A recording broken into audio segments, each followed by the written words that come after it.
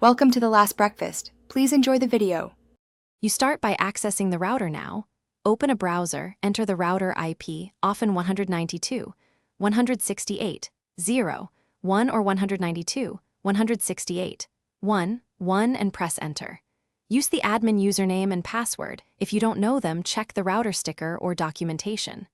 Once logged in, make sure you are on a wired connection to prevent timeouts. You must locate the Status, System Log, or Administration tab. Those areas hold history. Follow these first steps so you can move straight into viewing records without delay.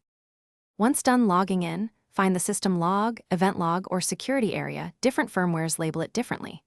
Navigate to the log viewer and apply filters. Pick a date range, a device IP, or select event types like DHCP, DNS, or firewall events to reduce noise. This is why filtering saves time.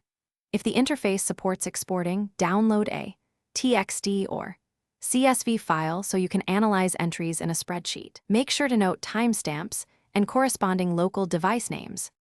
To finish, interpret entries by matching timestamps to your DHCP lease table so you identify which device caused each entry. Save important findings by exporting logs or taking screenshots, and then archive them off the router. Scheduled exports automate this.